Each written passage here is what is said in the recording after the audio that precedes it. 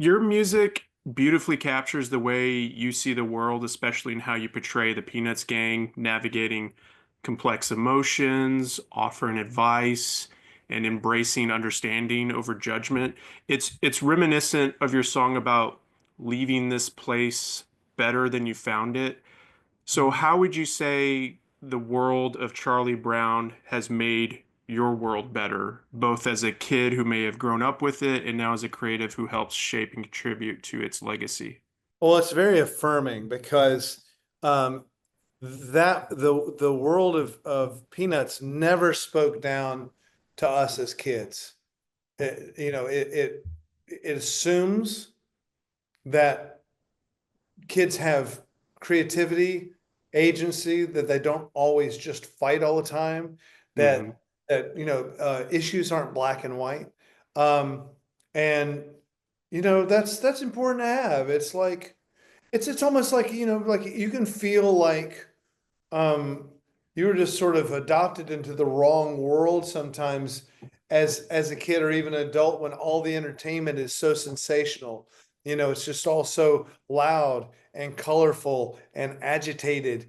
Um Hmm. and um and there's a good guy and a bad guy, and that just doesn't exist in Peanuts. And so that gives me, when I write for them, um, the opportunity to write with nuance and some poetry, and the challenge of doing that too. Like because Yeah. it's easier in ways not to. It's easier to see the world as black and white, but you're talking about kids who I always go back to the some of the best lyrics in rock and roll, which is David Bowie in Changes. Like, these kids that you spat on, they're quite aware of what they're going through. What Hmm. That's phenomenal. They're quite aware of what they're going through. That's that's the premise on which I wrote all three of these songs. Yeah. Well, that's beautiful. I have to nerd out a bit about I don't know if this is the proper terminology, but the transitional moments in your songs. For example, the shift at the very beginning when Charlie sings about his excitement of returning to camp and then seamlessly transitioning into Sally singing about her nervousness. How do you approach the art of transitioning mood and tone in your songs without disrupting the flow or throwing the story off course? The first two songs are written by a pair. I think one of them is even a team of pretty experienced musical theater writers. And they did a great job of setting this thing up so it had somewhere to fall from. Mm. Um, the transition that is, I wouldn't say is jolting, but I think is an obvious shift in tone, comes when I enter the picture in the song um, Light as Clouds, and then Yeah. look up the last three songs I wrote.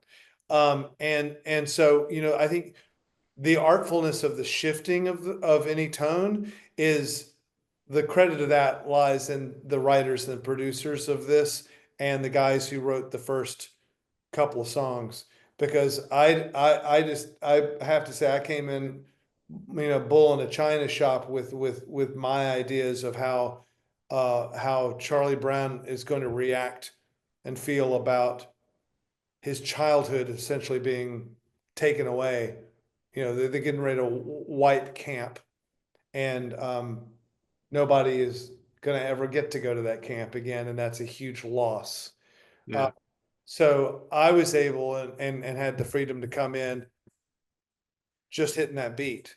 I didn't have to start it up and then bring it down. I mean, I had work to do within the songs. The song Look Up, in terms of transition, the first Hmm. time you hear Look Up is Look Up. Charlie Brown, it's raining. There's nothing to do. The camp is not going to be saved. We won't be playing our concert. It's been rained out. Look up. And he won't look up. He just wants to look down at the ground, one foot in front of the other. At the end, they're like, oh, the sun's come out. Look up. So that transition, using the same chords, the same words, just shifting the imagery is the kind of songwriting that makes me excited. It feels like I played a basketball game and it had a really wonderful dunk moment that I didn't know was coming, and that was a transition inside the song, because that song um, is supposed to cover the fault line between Hmm. impossible and possible.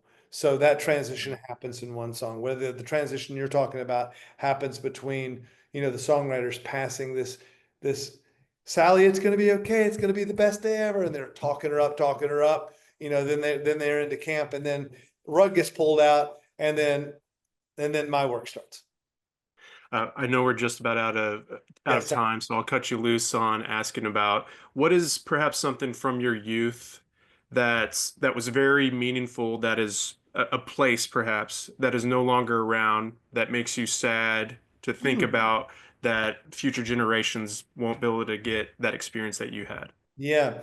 Well, when I was a kid, I don't think I thought about my school is going to get mown down. I didn't think about that. I was just like, oh, I'm out of here. I look back on it and it's like the halls echo in my head, but Mm. it's a field with some bricks and stuff on it. It's not a building anymore. It was recently mown down. So yeah, that's what I think about. Charlie Brown is a little bit wiser than I was.